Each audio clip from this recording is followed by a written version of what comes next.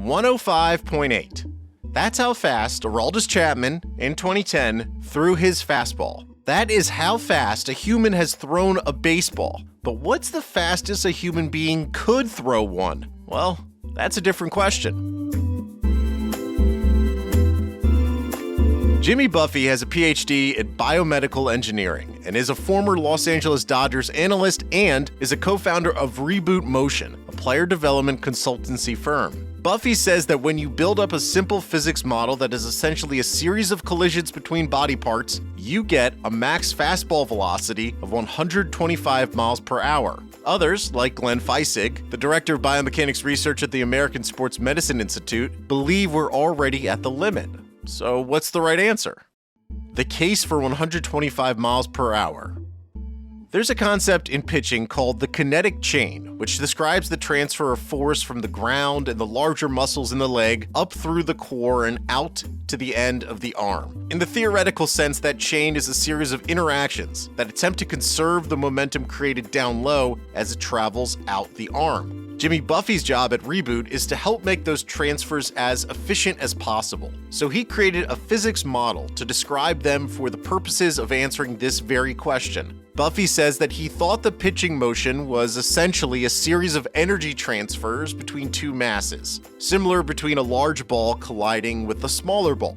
The legs are the large mass, and they transfer energy to the torso, which transfers energy to the upper arm, then to the forearm, then to the hand, then to the ball. The relative sizes of each of those muscle groups ends up governing the amount of energy that can be transferred in each interaction. In the model that Buffett created, a 200-pound person putting 500 pounds of force into the ground while being 85% efficient in his transfers would throw 125 miles per hour. One of the hardest throwers today, Oakland closer Mason Miller, agrees that the size of the player and the force into the ground has the common denominator when you look at the hardest throwers.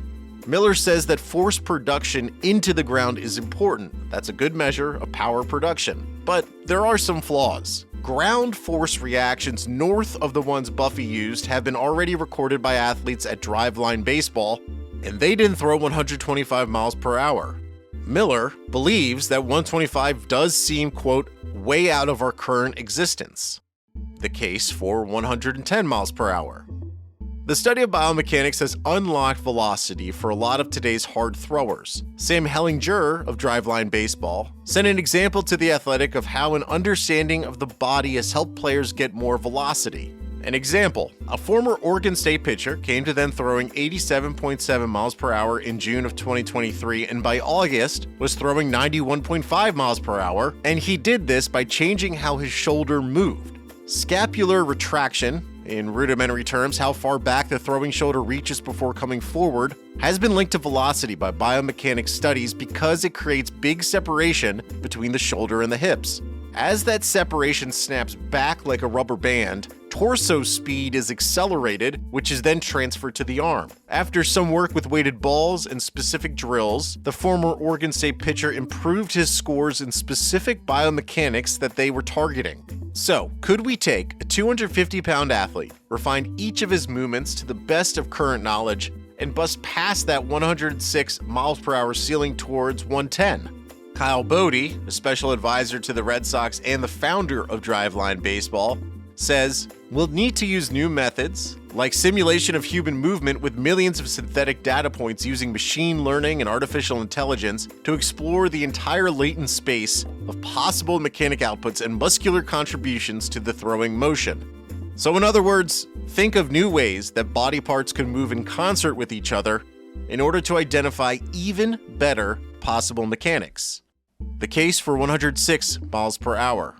In the 100-meter dash, instead of large gains like we saw in the 1980s and 1990s, we're fighting over small increments of change over the last 10 years. The maximum pitch velocity seems to be following a similar trajectory in baseball. Chapman threw 105.8 miles per hour in 2010, and since then, the average best fastball has been 104, with a peak of 105.7, Chapman again in 2016, and an nadir of 102.2 in the year 2020.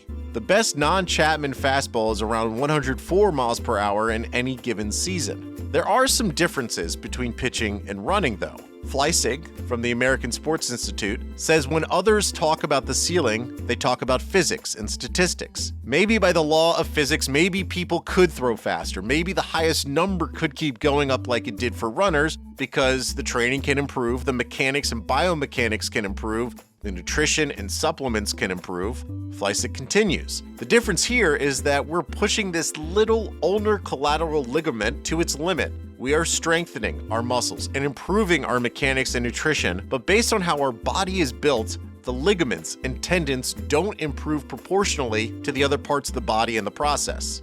The sport itself might be telling us something with the spike in arm injuries. All those torn ligaments, which are increasingly tied to top-end velocity by the best available research, seem to suggest that we are running up to the physical limits of that little tendon. Maybe 106 is all we can do.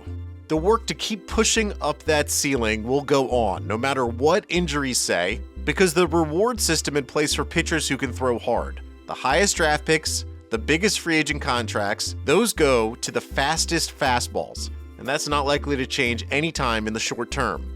But where that ceiling actually is remains to be seen.